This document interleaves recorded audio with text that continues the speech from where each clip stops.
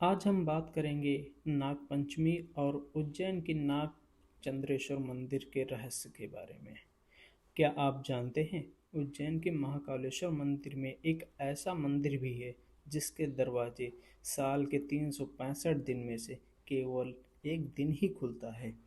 और उस दिन यहाँ दर्शन करने के लिए देश भर से लाखों श्रद्धालु पहुँचते हैं। यह मंदिर है श्री नागचंद्रेश्वर मंदिर, जो उज्जैन के महाकाल जी का जो मंदिर है उसी के ऊपर बना हुआ है।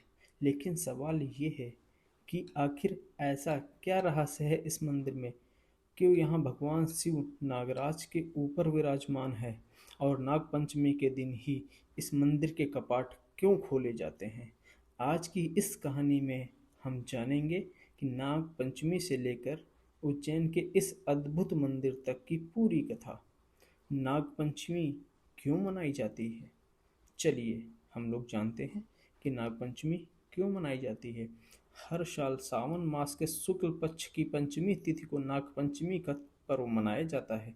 इस दिन नाग देवता की पूजा की जाती है। सनातन परंपरा में नागों का संबंध केवल सर्प से नहीं बल्कि भगवान शिव, भगवान विष्णु और प्रकृति की शक्तियों से भी जोड़ा गया है। भगवान शिव के गले में नागराज विराजमान है, जबकि भगवान विष्णु शेषनाग की सैया पर विराजमान है। इसी वजह से नाग देवता को पूजनीय माना जाता है। नाग पंचमी पर लोग नाग देवता की पूजा करते हैं। उनको दूध, पुष्प, दूर्वा आदि अन्य पूजन सामग्री अर्पित करते हैं और परिवार की सुख समृद्धि तथा सर्प भय से रक्षा की कामना करते हैं। यह मान्यता यह भी है कि सावन में नागों के बिलों और उनके प्राकृतिक आवास को नुकसान न पहुंचे, इसलिए इस समय भूमि खोदने से बचने की परंपरा बनी रही है। यानी पर्व में धार्मिक आस्था के साथ साथ प्रकृति और जीव जंतुओं के प्रति सम्मान का संदेश छिपा हुआ है। लेकिन नागपंचमी की सबसे अद्भुत तस्वीरें आपको ये जो स्क्रीन पर देखने को मिल रही हैं, ये उज्जैन के मंदिर की हैं। उज्जैन वही नगरी जहाँ विराजमान है भगवान शिव के 12 ज्योतिर्लिंगों में से बाबा महाकाल। महाकालेश्वर मंदिर परिसर के तीसरे तल पर स्थित है नागचंद्रेश्वर मंदिर। और इस मंदिर की सबसे बड़ी खासियत है कि साल में केवल एक दिन ही इसके कपाट खोले जाते हैं, वह भी सिर्फ नाग पंचमी के दिन। पूरे साल कपाट बंद रहते हैं। अब जरा उस अद्भुत प्रतिमा की कल्पना कीजिए।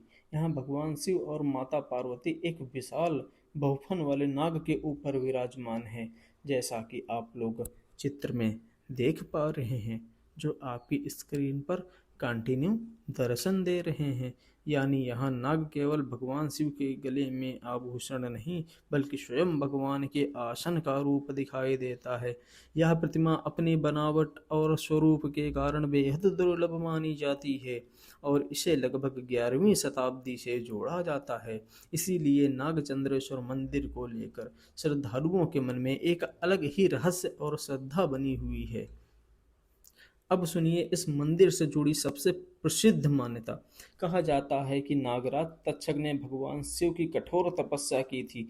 तक्षक की तपस्या से प्रसन्न होकर भगवान शिव ने उन्हें अभयदान दिया। मान्यता के अनुसार उनके बाद तक्षक ने भगवान शिव के सानिध्य में निवास किया। इसी कथा को नागचंद्रेश्वर मंदिर की परंपरा से जोड़ा जाता है और शायद यही वजह है कि यहाँ भगवान शिव को नागराज के साथ एक विशेष स्वरूप में पूजा जाता है। नागचंद्रेश्वर मंदिर को लेकर एक और बड़ी मान्यता है। कई श्रद्धालु मानते हैं कि नाग पंचमी के दिन यहाँ भगवान नागचंद्रेश्वर के दर्शन और पूजा करने से काल दोष से जुड़ी परेशानियाँ खत्म हो जाती हैं। मतलब जो व्यक्ति काल सर्प दोष से पीड़ित होता है, काल सर्प दोष से भयभीत होता है, उस दिन उज्जैन के महाकालेश्वर मंदिर के तीसरी मंजिल पर जो नागचंद्रेश्वर जी का मंदिर है, साल के 365 दिन में से एक दिन जो खुलता है, उसमें जो नागचंद्रेश्वर जी का आपको दर्शन होता है। काल सर्प दोष का निवारण इसी से माना जाता है, केवल दर्शन मात्र से। बोलिए। देवाधिदेव